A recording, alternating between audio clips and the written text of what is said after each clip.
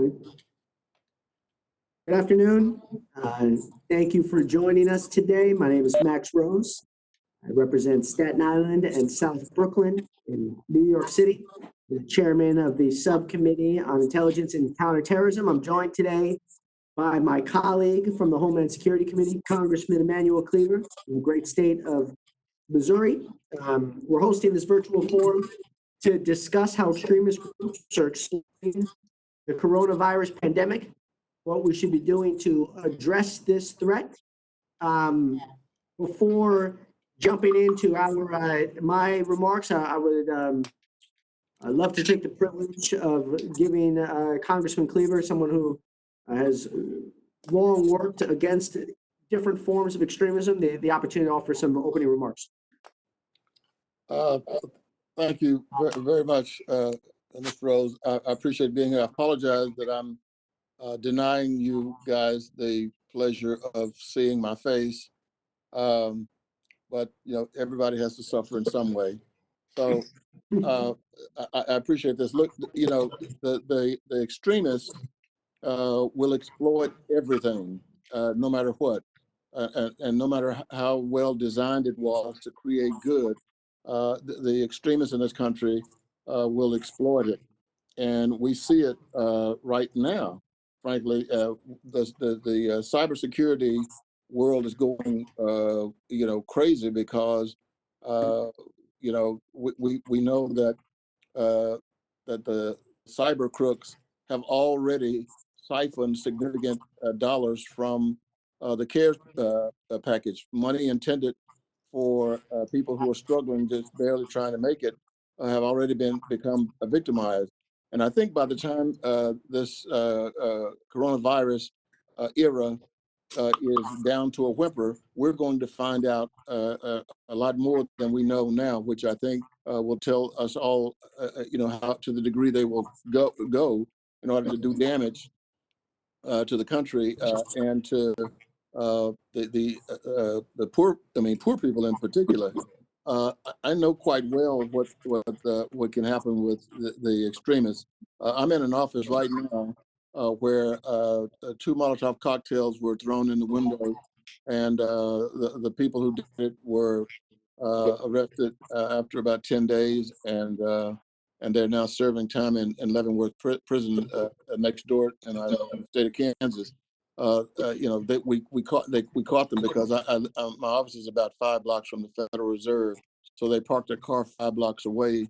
The other thing is most of them probably didn't finish their GED programs because we had cameras. There are cameras on the Federal Reserve, probably more than any place around in our city, and they followed them via camera all the way down to my office, and then got a very good glimpse of the face. And the FBI, as I mentioned, got them quickly.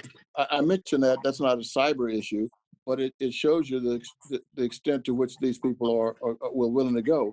And in the federal court, the judge asked the gentleman after he had been convicted if he had anything to say, and he said yes. And the judge said, "Okay, proceed." And he said, "I wish I hadn't gotten caught." Those were his words, hoping for a lighter sentence. So if you understand what the mindset is, and if you have some folk who are skilled and would use their skill for some subterranean issues, you can see what would happen when $2 trillion hits the nation's people in their accounts and banks. So we had no other way to do it. The money went directly from the federal government, based on people who had direct banking. And I think the cyber crooks figured it out very quickly and how to do it. And the first thing we got to do is try to figure out ways in which we can reduce the extremists in our country. Although I've got to say, and as I conclude here, I got to say that these are some tough times, and our nation's greatest challenge right now is that our nation's heads are filled with tribalism, and our hearts are filled with politicized piety, and that's where we have to do do work while at the same time trying to figure out ways in which we can maintain a higher level of cybersecurity. Congressman Cleaver, thank you again for your leadership and your time. Look, before I begin with my brief remarks, I do also want to pay our collective respects to all those families who have lost a loved one. My district has lost far too many people. No enemy from this. So to those who we have lost far too soon in New York City, New York State, across the country and around the world, our prayers are with your families. So there's no doubt that we have seen skyrocketing pandemic-related violence, and extremist groups, both nationally as well as globally, are using this as an opportunity to take advantage. We are honored today to be joined by two friends of mine, Mr. Ali Soufan, founder of the Soufan Center, Mr. Jonathan Greenblatt, CEO and National Director of the Anti-Defamation League, who have really been incredible thought leaders and leaders in this space. I just want to take a moment to try to identify a few issues that I would appreciate if we could touch on today. One, the ways in which extremist groups, particularly white nationalist, white extremist groups, are taking advantage of this coronavirus pandemic, the rumors, myths they are peddling. Two, the ways in which different organizations are seeing vulnerabilities in our healthcare sector space, to engage in cyber and other terrorist-related attacks. Three, the ways in which the terrorist organizations that we are more familiar with dealing with, the jihadist organizations, both domestically as well as abroad, are seizing this as a potential moment to advance their interests. And then lastly, next to lastly, the ways in which the Department of Homeland Security needs to be working collaboratively in an innovative fashion with state and local law enforcement. And then lastly, we cannot forget about the leading tech companies, Microsoft, Facebook, Twitter, Google, how they can please finally fulfill their commitment to do something about the Global Internet Forum to counter terrorism and appoint an executive director. We have been waiting them to appoint an executive director now for nearly a year, which is an utter disgrace, speaks to how seriously they take this issue. But beyond that, what is it that they should be doing to address this? The content that they are still allowing on their platforms, and how we have to look to other companies in the tech space, whether the gaming industry, the server industry, as well as the smaller social media companies, the smaller chat platforms from the 4chans, the Gabs, the Telegrams, the Quanons, and so many others, how we can bring them into the space to be properly regulated. So with that, I'd like to first kick it off to Mr. Greenblatt for some brief opening remarks. Can you hear me? Yep. Okay. I want to thank Congressman Rose and Congressman Cleaver for having me here today. I'm grateful. I appreciate the opportunity to speak about these issues and for your leadership in your chairmanship on this topic. Extremists always have capitalized on times of crisis and uncertainty. And as we've seen in recent months, this sort of era of COVID-19 is no different. From white supremacists and other trolls who are kind of innovating their techniques, Zoom bombing online events, to armed militia groups literally marching on our state capitals. There has been no shortage of extremist responses to the challenges presented by these unprecedented times. Extremists are exploiting the uncertainty and using fear stoked by widespread anxieties about public health and job security to amplify and expand their dangerous and hateful messages. Some of this is indeed, as you just said, Congressman Rose, taking place online. As the coronavirus continues to surge globally, virus-related conspiracy theories are proliferating. These anti-Semitic, anti-Asian, American, xenophobic, hateful messages have spread misplaced blame and pushed out misinformation from the margin. Many of them are simply old tropes repackaged for a modern pandemic. Extremists are targeting Jewish communities with old, tired anti-Semitic myths of Jewish control, as if Jews somehow started the coronavirus or are uniquely responsible for spreading it. They are falsely blaming Latino and Muslim communities for somehow trying to spread the virus through immigration or their religious practices. And there are surging reports of incidents, including harassment, vandalism, and violence being directed against Asian American and Pacific Islanders living here in the United States.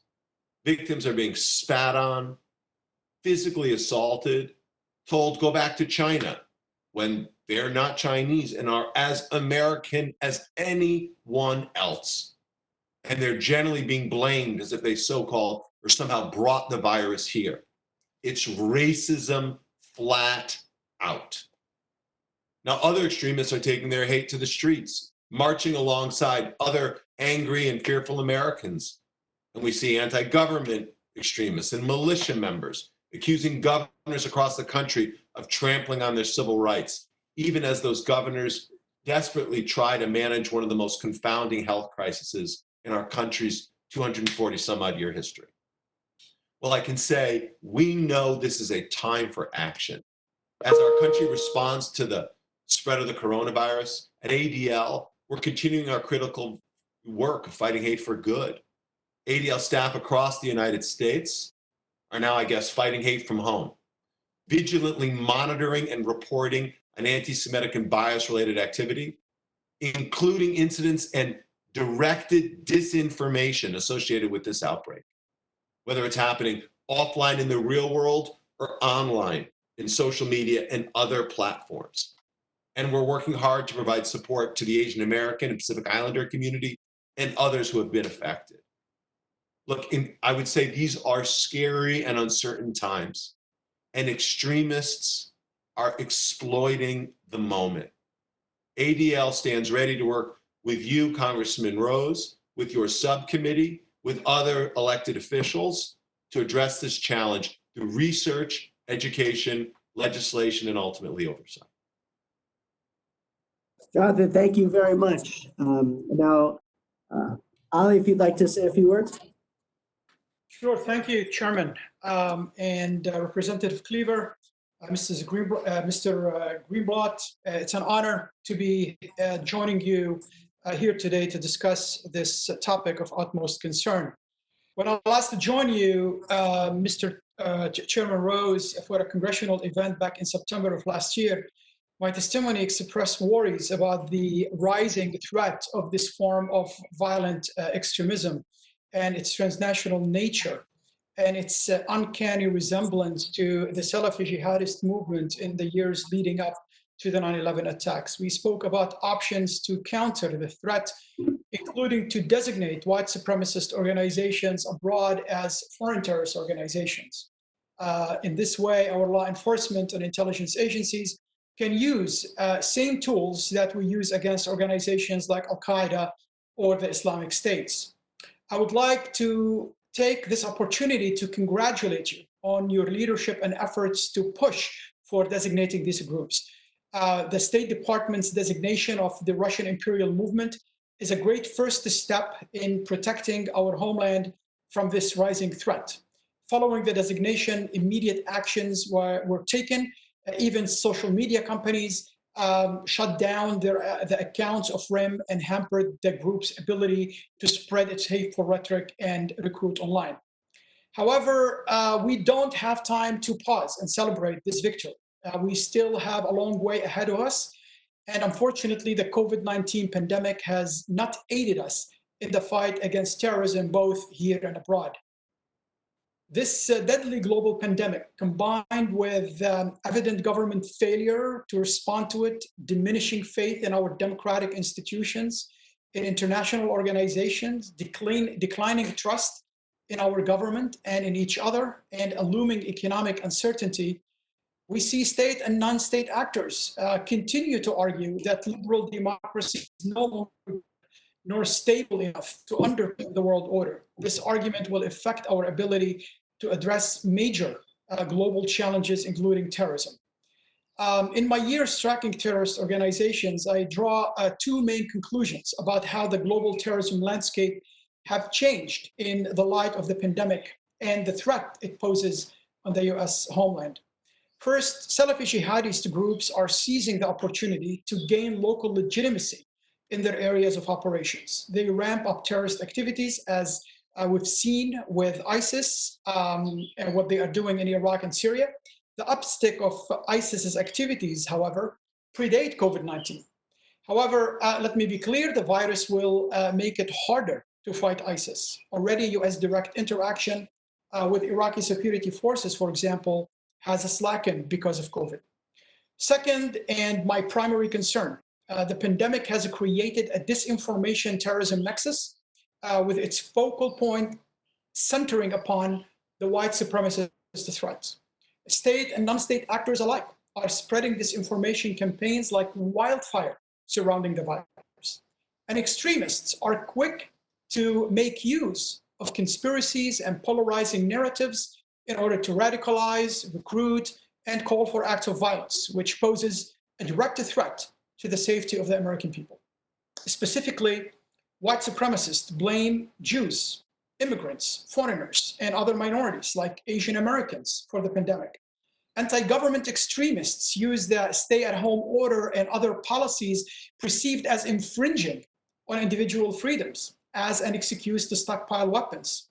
Anti-5G conspiracists have encouraged and carried out attacks on critical infrastructure like cell towers in the US, in the UK, in Europe, and in Canada. Sadly, we have also seen white supremacists plan attacks against hospitals and assisted living facilities. And here, please allow me to take the opportunity to praise the FBI and other law enforcement agencies for stopping the dangerous plots targeting a hospital in Missouri and a Jewish assisted living facility in Boston. With most of the world at home and online due to the pandemic, extremists have unique opportunities to disseminate their message, to radicalize, and to recruit, including targeting our children.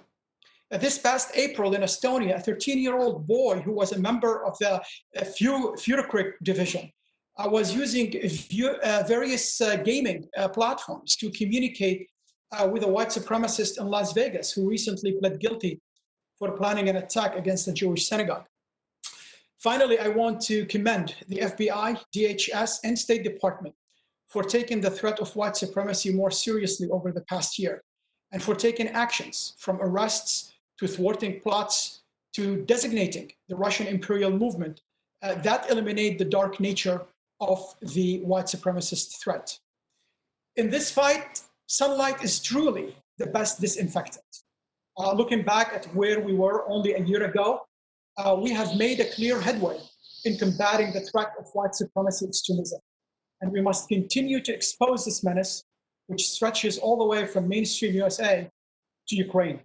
Thank you again for inviting me to participate with you today. I very much look forward to our discussion, and above all, I hope that we can put our heads together to find effective solutions on how to address this evolving threat and how to better protect our homeland. Thank you so much, Mr. Greenblatt, Mr. Soufan. I want to start off by talking about social media companies. What is it that they should do? And let's start off with the big ones. Facebook, Microsoft, Twitter. What should they be doing that they're not doing right now? And why are they not doing it? Mr. Greenblatt, we'll start off with you. You're on mute.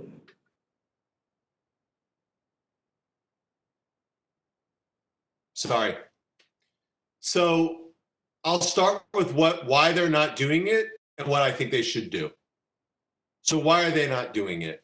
Look, there's legislation called the Communications Decency Act, and it's Section 230, which exempts them from liability. And I think the libertarian viewpoint that's prevailed at these companies since their inception, it's almost encoded in their DNA, has prompted them to say anything goes. We're free speech zones, and therefore we must allow all ideas, even the ugliest of ones. And as the CEO of one of the old civil rights organizations in the United States, and someone who's deeply, ferociously committed to the First Amendment, I appreciate that perspective. But the practical reality is they're actually not free speech zones. They're businesses first and foremost. That's how they've been able to generate untold profits, the likes of which dwarf all other companies, like literally in the public markets today. And as businesses, public or private, they have a responsibility to all of their consumers that despite the fact that they might not be liable for it, they need to do more. So what do we think they should do? I'll give you 5 quick ideas. Number 1, they should prioritize basic principles.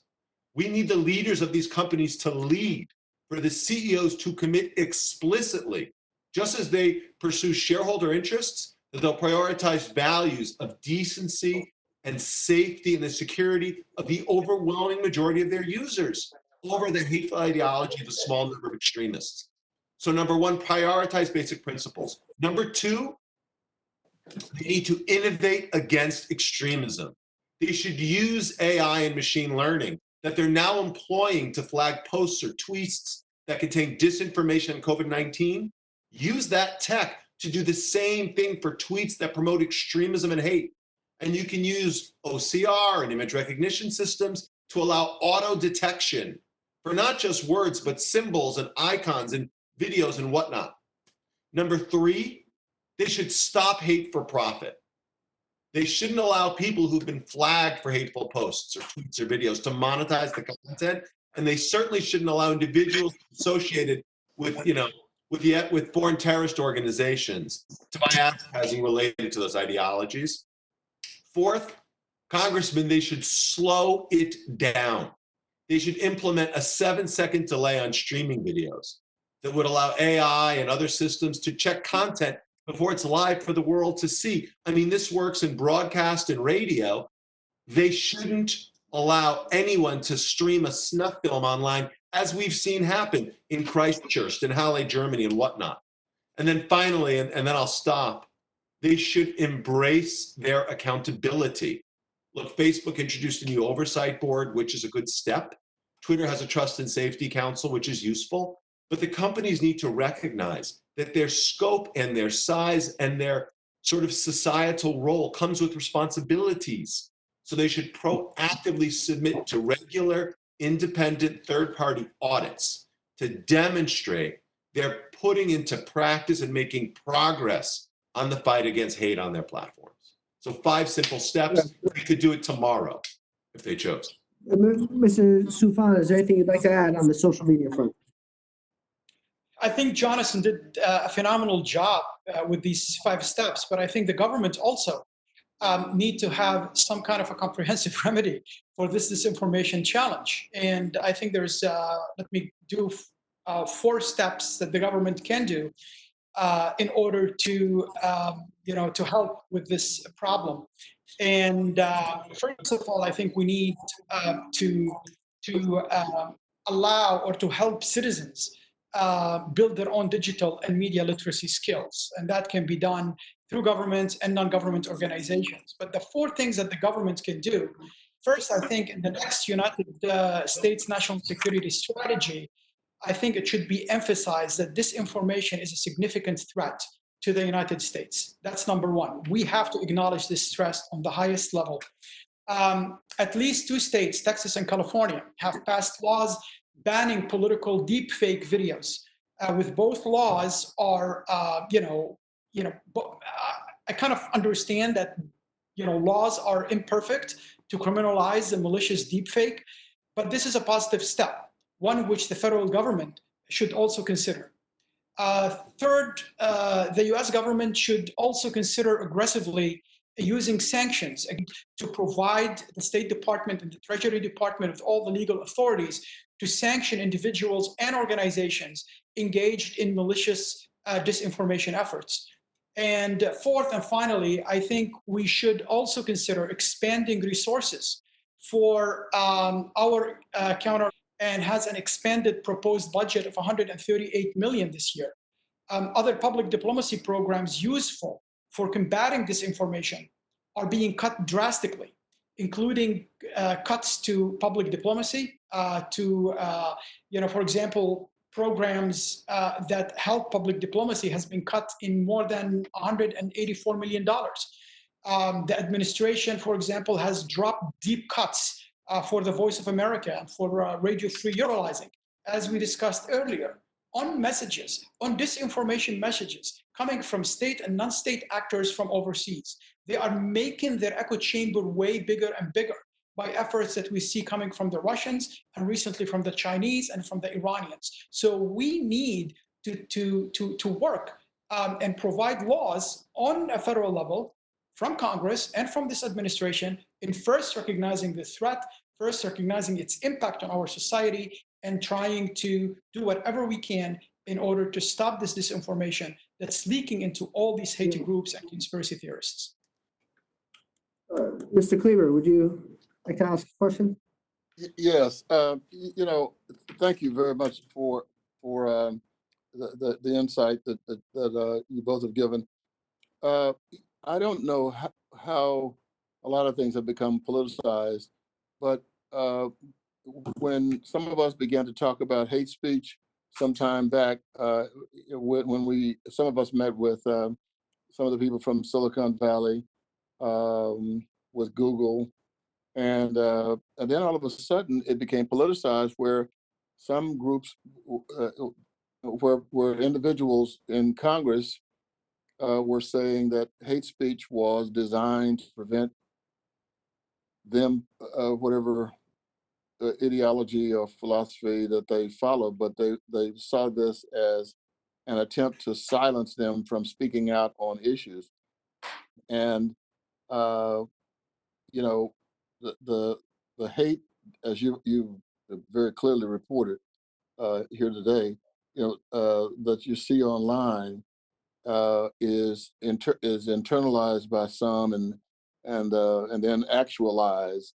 So I think the first order of business has to be, if it's possible, to talk about this subject in a way that will deny people the opportunity to politicize it. Now, maybe people would politicize, the Ten Commandments. I'm not sure. That seems like the season we're in. But can you offer some help in that? I mean, any ideas you have on that, I would be very much interested in. I can start here, Congressman, and then turn it over to Ali to add. So a few things I would say. At ADL, we're a 501c3, nonpartisan organization. And I also think it's fair to say that neither political party in the United States has a monopoly on morality. We see extremism on both far ends.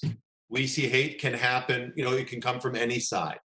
That being said, the kind of moral relativism of those who somehow suggest that calling out hate speech is a partisan activity, I think is, at best, it's unfounded. At worst, it's kind of totalitarian. Look, the fact of the matter is, when you ascribe all the world's evils to a cabal of Jews manipulating events from behind the scene, whether it's the Rothschilds or George Soros, that's hate. When you suggest that people are intentionally coming from China to spread a disease and kill people simply because of their ethnicity, that's hate. We see messages at ADL, not just on the public platforms. Congressman Rose alluded to this, on the private platforms, in 8con, in 4chan, on Gab, and on Discord, the places where extremists really thrive, and on parts of the dark web, where we've seen messages where they suggest going into a synagogue or a mosque and coughing on people to spread COVID-19 if you have it. That's hate. And in the same way that, like, if I went into the local Starbucks, to the counter and yell at their patrons and customers, yelled at them if they were Latino or Jewish or Muslim or something, the Starbucks manager would throw me out of the store. So we think it's time for, in the big public platforms, forget this moral relativism. You should eject people who are pushing prejudice, just like you would in any public space, and not allow those who try to weaponize this issue for partisan gain to get the upper hand. Okay, thanks. Thanks. That's helpful. Congressman, let me add to this that what social media companies now and platforms are doing, they are normalizing conspiracy theories. They are normalizing hates, especially when we have a lot of people sitting home now with COVID doing nothing. And they are looking for answers. They are looking for simple answers for the problems, for the socioeconomic problems, the political problems, the health problems that they are seeing surrounding them. And these guys are coming with a simple answer. It is the Jews, or it's the Chinese, or it's the Asian Americans. And they are spreading all these anti-Semitic conspiracy theories all over their platforms. And unfortunately, this needs to stop. You can't just yell fire in a crowded theater. And that's happening every day on these platforms. Nobody is doing anything about it. And it's not only with the anti-Semitic groups, but also we see it with people who are, a lot of their members are anti-Semitic, but with anti-government groups. All these self-styled militias that they believe that they are preserving liberties and privacies and preserving their Second Amendment. They started to harness popularity on these social media platforms because of the conspiracies that they believe in and they are putting out. So, if you go and see some of the conspiracies, and Jonathan mentioned a few of them, but also you have, for example, a group like the Oath Keepers, and they have pinning the blame of COVID on Bill Gates. The simplified version of this conspiracy is that Bill Gates spoke 5 years ago about the need to develop a vaccine to ward off a future pandemic.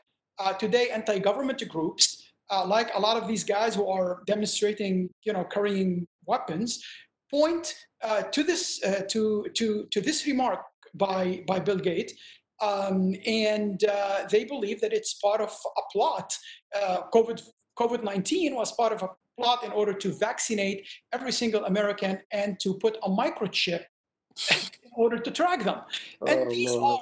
are, we laugh about it, but a lot of people are believing these kind of things. I also, mentioned a little bit the 5G, and all these anti-government people, hate people, anti-Semitic people, they are getting together, and now we started seeing them, capitalizing on each other's conspiracies and piggybacking on them. Just from the 5G, for example, since December 2019, in the US alone, I'm not talking about the Netherlands and about the UK and about Canada and other places. In the US, we have people who attacked a cell tower in Memphis, Tennessee, resulted in damage, I think, more than $100,000. 14 cell towers in Western Tennessee were attacked between February and April. In April, arsonists set a fire to major cell tower in Portland, Oregon, damaging electrical components at the base of this that tower. So we see all these white supremacists, anti-governors, anti-government folks. All of these movements are, in a way, celebrating together COVID-19 because they feel that this is their opportunity. This is their opportunity to destroy the system that they don't believe in. That they don't believe in our system. They believe in race war, and they believe in creating an environment where the white race is in charge, and that's something they talk about always on their platforms. The white supremacists. I think the ADL had excellent research showing the spike in racist and anti-Semitic hate crimes recently. And this is so scary that it does not simply parallel the rise of the infection and the death rate, but rather precedes and exceeds those rates. And I think now, at the earliest opportunity, we see white supremacists, we see xenophobes and hate mongers sought to fit the pandemic into their own pre-existent grievances and into their own narratives. And the pandemic will only worsen all these pre-existent conditions, religious, ethnic prejudices, hate, unless our leaders on the highest position in the land make a very public and sustained efforts to counter the concept that the virus is the result of the other. And social media platforms had a lot to do with the spread of all this dangerous and tragic conspiracy theories that I'm discussing with you today. Can I just elaborate on something that's really important that Ali just said?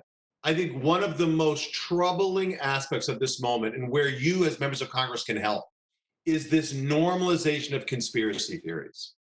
As Ali was just saying, you've got white supremacists who believe in this concept of accelerationism, which idea is we can take actions to accelerate and quicken the demise of society. They call the desired outcome boogaloo is the term that they use for it.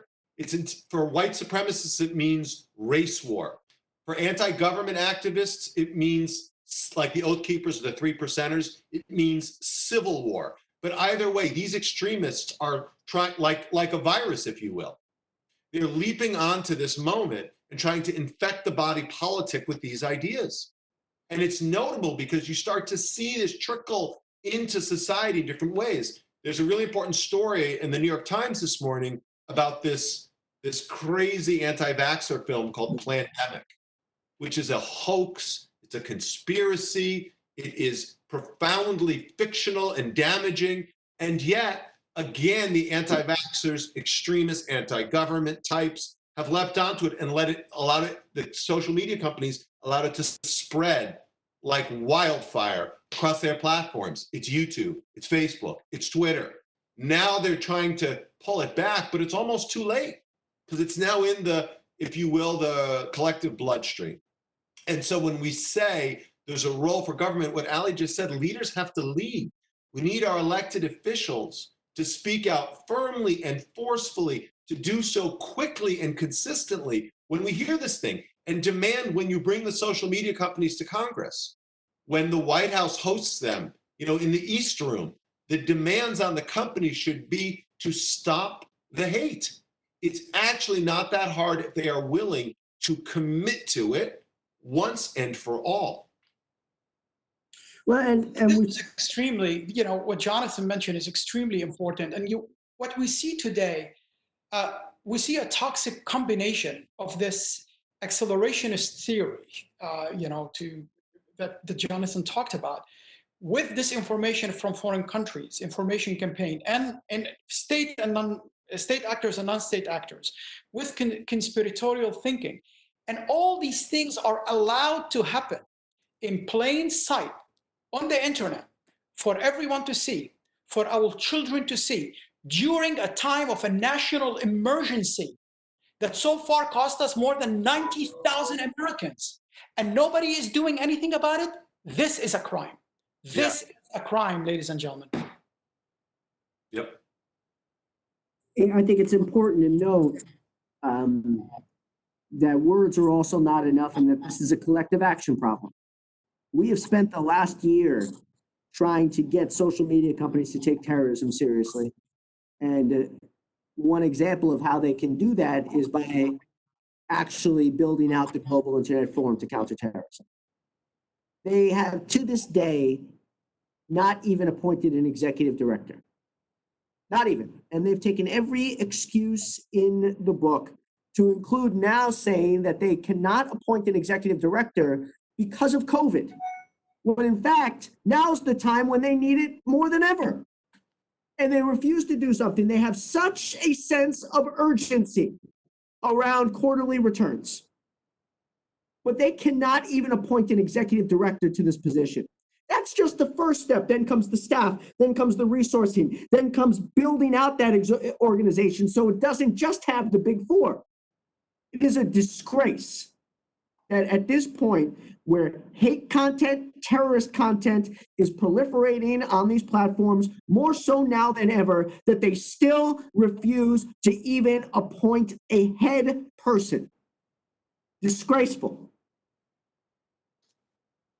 Utterly time for, I think, a couple of more questions. And Ali, I'm wondering if you could, just for a few minutes, touch on the RIM designation. Because I know you have not had an opportunity to, at least at a hearing, discuss this. And what doors to fighting terrorism this opens up? What are some potential organizations in the United States of America who have connections to RIM? And what should the counterterror and intelligence community be doing going forward, considering this designation? Well, this is a very good first step. It's the very first time ever the US government recognized a white supremacist group as a terrorist organization. So this is definitely a step in the right direction. And this designation actually can do a lot of things. First, the designation will allow RIM assets to be essentially blocked and frozen by US financial institutions. Banks and financial institutions now are required to freeze the asset of RIMs in the United States. The designation also gets communicated to banking sector on behalf of State Department by the Treasury. While such asset freezing are US specific, the US, as you know, is the dominant player within the global financial system. And US-based asset freezing in the past, as we've seen with the Taliban and other groups, has historically an outsized impact on the terrorist organization's ability to move money around, in addition to blocking the terrorist group's access to any assets they currently have in the United States. And RIM, we know that they previously send money and send operatives to the United States to coordinate with like-minded white supremacists here. Right. We even can you speak to the details of that? Yeah, for example, there's a group here in the United States who were involved in the group was involved with the Unite the Right rally. The founder of the group get thousands of dollars. Matthew Heimbach get thousands of dollars from RIM. RIM outreach leadership came to the United States. They met with him. We actually have photo in a recent report that we put on RIM, a photo with Matthew Heimbach and the folks from RIM carrying the RIM flag. And which organizations was Matthew Heimbach associated with? I think it's the Workers Socialist Group or something like this. I kind of like very similar to the Nazi name. It will come to me now. A neo-Nazi organization. It's a neo-Nazi organization. Matthew Heimbach was involved directly in the rally in Charlottesville, also at the same time in our white supremacist report and in the RIM report. You can see Mr. Heimbach standing next to the Russian imperial flag wearing a Lebanese Hezbollah t-shirt. So that gives you an idea about the level of anti-Semitism that these guys have and their connection, potential connections also to terrorist organizations overseas. Let me go to the other element that why we will benefit from the designation. State Department will provide now Treasury Department derivative authorities to pursue new designation, not only on RIM members, but also on people who are acting on behalf of RIM.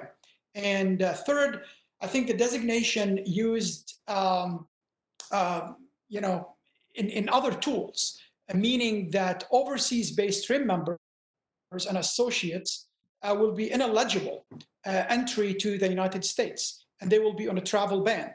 And this is good because we've seen them before coming and is there potential for I know that this happened with John Walker Lynn.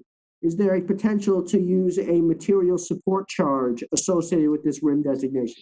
This is yet to be seen because this designation was different than the designation that we did before. For example, it's not an FTO, a foreign terrorist organization. But that doesn't make a difference. You can still that material support charge is still available. It hasn't been used for this kind of designation. What about John Walker Lynn? Well, he wasn't. I think the Taliban's not a terrorist of an FTO. Yeah, it's a specially designated terrorist organization. So it's the same exact thing. So if John Walker Lynn could be charged with a material support charge, why can we not charge organizations, whether they're based in America or abroad, with a similar charge, so long as they're working with and collaborating with RIM? I don't think specifically from a legal perspective that he was charged with a material support charge. He was charged for aiding and abetting an enemy of the United States. With the Taliban was an enemy of the United Would States. you say that that charge is then made available to those who provide assistance to RIM? Absolutely. And it's yet to be seen how the Justice Department and how the law enforcement will use that charge, will use that designation in countering RIM's activity in the United States. And And but you overseas, are and believing also that you are believing that it should be. You are believing that it should be. I think it should be, but it hasn't been used yet by DOJ. It should be used, absolutely. And we will see how this designation, what tools it will give the FBI, DHS, and other federal law enforcement. I would just like to make a formal request to both of you with a focus on RIM. If you could provide my subcommittee with some type of data related to who RIM is having interactions with in the United States of America, both obviously in person, but also online, that would be extraordinarily helpful. I will be very happy to send you that after this hearing. Thank you. Yeah, we can do the same. You know, Heimbach's with the Traditionalist Workers' Party. He was. Thank you. There you go. He claims to have been rehabilitated. It's very unclear whether that's true or not. There's a lot of information that we have. We'd be happy to share as well. Please, please, and we'll make sure that the DHS and DOJ is aware of that and the fact that the RIM designation was just the beginning. Now it's important to take it to their collaborators as well. Mr. Cleaver. Well, you know, this conversation has been very wholesome, Mr. Chairman, and I you know, maybe we are not, you know, discussing, you know, cyber hate and all the other things that are going on in the country right enough. And you know, I saw footage on CNN a couple of weeks ago. I hope nobody in the world saw it but me, where an Asian gets on a bus in New York City, and an African American guy sprays him with you know, a Lysol or something. I can't remember. But the worst part of it, the absolute worst part of it, is that the train car was packed with others, and not one single person, not one, stepped up to you know, say, hey, that's wrong, or if you don't want to get, maybe you think you got a gun or something, you know, just go over and stand in front of the guy or do something. I've thought about it many times since I saw it, but you know, we've got to figure out how to put this back on center stage in the American political and social drama. I started out with SCLC when I was almost 17, and eventually became the national vice president when after Dr. King was killed and Ralph Abernathy took over. So my whole adult life I've been dealing with this, but I don't think it's discussed enough. We're, you know, what we see happening to the Jewish population of our country, the minorities. Right now, the Chinese are probably getting, or not Chinese, because people don't know the difference. I think anybody who looks Asian is putting him or herself in jeopardy just going out in public. So, Mr. Chairman, maybe we need to do this a lot more regularly, and I also think maybe, you know, we've got to try to create a situation where members of Congress either put their stake in the ground that they want to practice statecraft or hatecraft, and you know, everybody who wants to get in this ought to be in. And if a lot of people, you know, decide not to become involved because of a political affiliation, then that says some things as well. But I'm all in, and our two participants today have been fabulous in presenting information to me, and I'm sure this with the chairman as well. Absolutely. Do you all have time? Sure. Okay, I want to just, you know, especially in light of what recently happened in Pensacola and this issue of encrypted communication as well as this issue of there being no backdoor on cell phones for law enforcement to utilize. And I think it's fascinating to have both of you here because this issue has both a civil rights perspective as well as a counterterrorism perspective, and there's a balance there.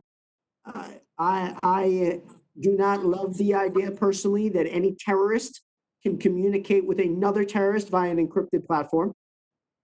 That doesn't sit well for me, and I do not love the idea that law enforcement cannot immediately gain access to a terrorist's cell phone after that terrorist is arrested or killed. Nonetheless, though, I do understand why that reality exists today and how that reality can come back down to security controls as well as the protection of civil liberties. So I'm wondering if you both could speak to this issue in light of COVID and otherwise, and if there is a potential way out of this. Jonathan, we'll start with you. You're on mute again. Oh, sorry. Am I off mute, Congressman? Thank you for the question. I think, so a few things. I mean, we know in that case in Pensacola, Florida, that Apple refused to decrypt the kind of suspect's phone, but the federal government broke in and just confirmed his ties to Al-Qaeda, which I think was important. And interestingly enough, we just released a report yesterday on Islamist extremism in the US. And while there were no attacks or murders linked to domestic Islamist extremism last year, there were 30 arrests, 9 of which were for terror plots, indicating that Islamist extremism does remain a threat here. The companies have an obligation to make sure that the products they're building are not Frankenstein's monster that they can't control. So Facebook's recent announcement that they're going to connect all of the back-end messaging platform, WhatsApp, Messenger, Oculus, all on the same encrypted backend, would essentially result in an environment where they can say plausibly, it's not that we didn't know about the fact that AQ was plotting across our products. We like to have plausible deniability. They'll have empirical deniability because they can't crack the encryption themselves.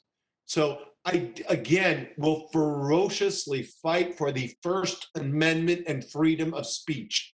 But we still need to be responsible and ensure that law enforcement can do its job and that the courts can apply warrants so the products themselves, like any other medium, where we have a court order, where we have just cause, can do what they need to do, which is protect U.S. citizens. So it's complicated, Congressman. I don't want to understate the issues of civil liberties here, but we need to make sure that our systems indeed can support the interests of not just our consumers and our users and our citizens, but law enforcement whose job it is to protect them. As a former law enforcement, I agree with everything Jonathan mentioned, and I am a big believer in supporting civil liberties.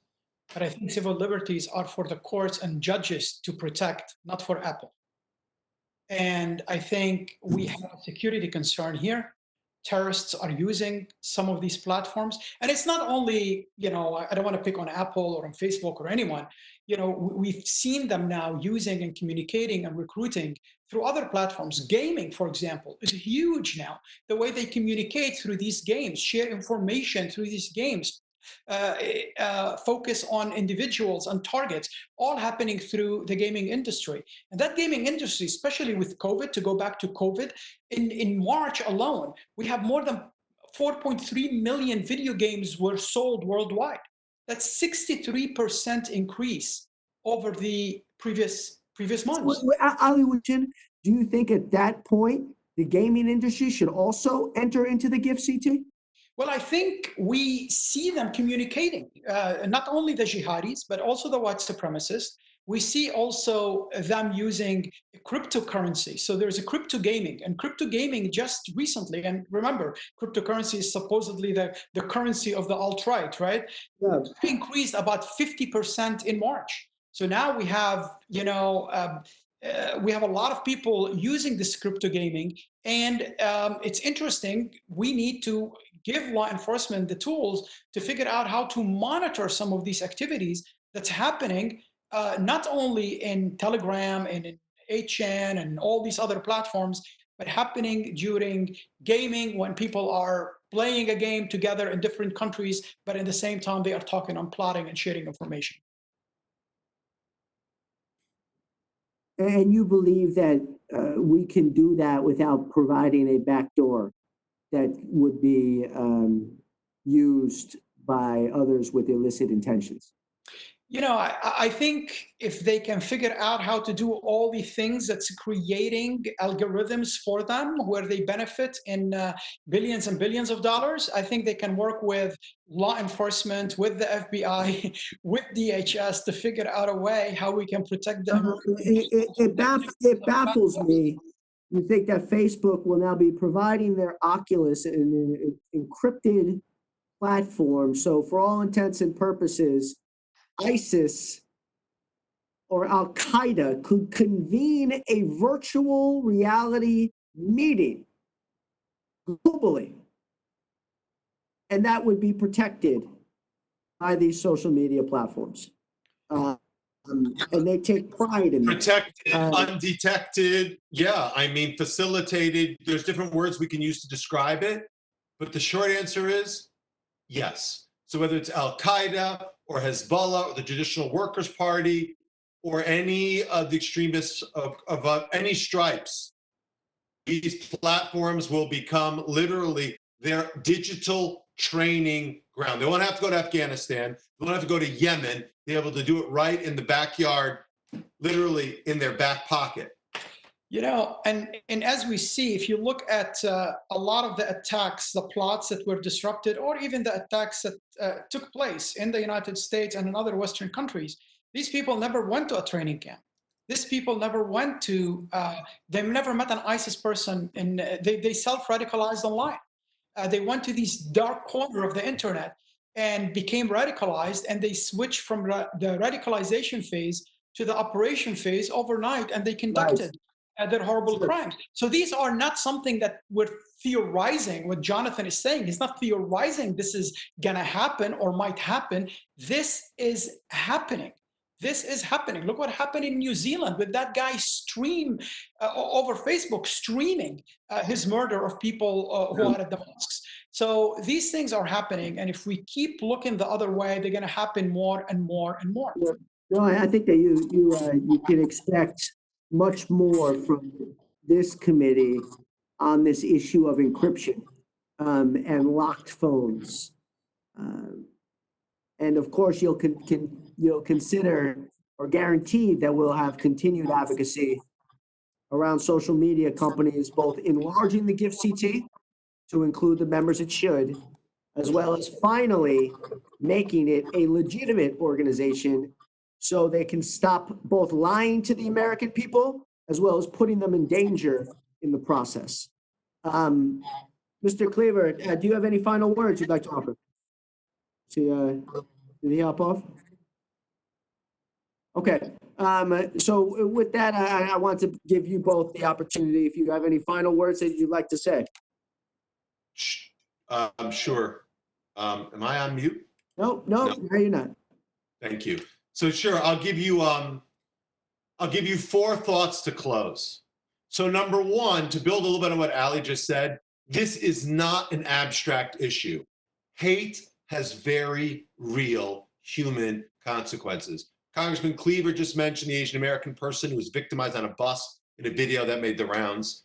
At ADL, we're tracking anti-Asian violence, and it is appalling, and it is expanding.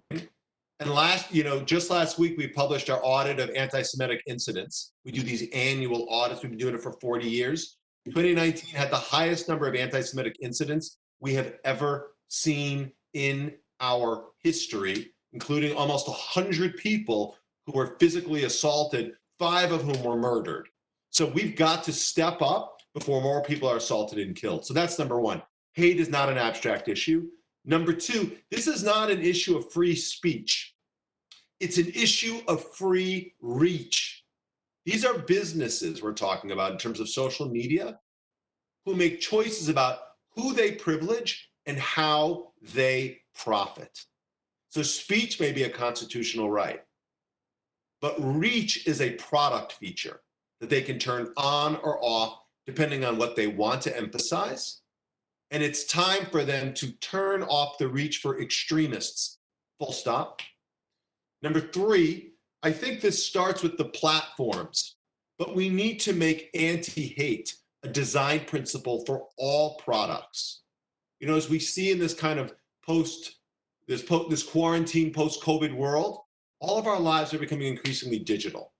So whether it's the messaging applications we just touched on, or it's the gaming platforms that you guys are starting to talk about, Twitch, Steam, I could go on. All of our kids are playing Fortnite and whatnot, League of Legends and Battlefield, all these gaming applications, or enterprise products like Zoom or Slack, which have now been adopted and converted into consumer tools.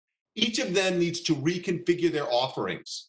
And we need to ensure that the next generation of entrepreneurs embeds anti-hate into the source code of their startups. And then lastly, I would say, ultimately, like so many things, leaders need to lead. So it starts with public commitments by elected officials at the highest level, or political candidates, or corporate executives, or startup entrepreneurs, or community activists, or even ordinary citizens. All of us have a role to play in fighting hate, and we can all step up and push back on prejudice before it grows any further. Thank you, Jonathan. Ali? Well, thank you very much for this important event. It is a big problem. And today, the bigger the crisis, the bigger the opportunity for terrorists and hateful people to fill the void. COVID is a perfect storm for terrorist organizations. Confusing, uncertainty about the future, as I mentioned earlier, lack of socioeconomic opportunities, faltering trust in established government and political institutions, increased time spent online, rampant disinformation campaigns, both domestically and internationally, and plenty of narrative blaming the others, the Jews or Asian Americans or immigrants. These things are creating a dangerous and toxic environment. Sometimes we even see it peddled in the mainstream. Today, you know, people around the world are still looking for answers, and they wanted somebody to give them something in order to fill that vacuum that's widened in our societies. And that cognitive opening for terrorists and for extremist narratives to take footing. You know, I worry that what we saw in Boston or in New York or Missouri or Los Angeles or many different cities in our nation, from acts of hate and acts of violence, I worry that this is going to continue. And as long as we allow a self-radicalization to flourish online, because this self-radicalization, as we've seen before with the Salafi Jihadi movement, and we see today with the white supremacist movements and others, can lead to acts of violence and terrorism. People today are isolated, are spending a lot of time online in their own echo chambers. We know from research that social media platforms' algorithm can easily take people down rabbit holes. And oftentimes we have seen that these rabbit holes are associated with conspiracies, with hate, with disinformation, with extremism, and with terrorism. We live today in a post-truth world where belief systems are what dominates opinions, not fact. And as people spend more time at home and in their isolated online communities, there is less opportunity for meeting people from different strands of lives. This is challenging the social environment that we have today, and to create more environments, lethal environments that extremists and terrorists Absolutely. will be taken care of. Thank So you. if I were to summarize today, the threat from terrorism in light of COVID is even greater, not less so. Mm-hmm. The threat against our healthcare institutions, the threat against the homeland, the threat abroad, even greater because we have new vulnerabilities and people are isolated and thus far more subject to becoming radicalized, far more subject to believing conspiracies. And that makes it even more dispiriting and horrendous and horrific that our social media companies, the big four especially, have remained unwilling to do something and now use COVID as an excuse for not doing it. The fact that they're still unwilling to stand up to Global Internet Forum to counter terrorism, appoint an executive director, resource it, so that then we can actually expand its membership and fight this war where people are being radicalized. So much more has to be done, and I thank you all so much for your extraordinary leadership, your partnership, and your input today. Be safe, be strong, and God bless you, and God bless the United States of America. Thank you so much again. Thank you. Thank you.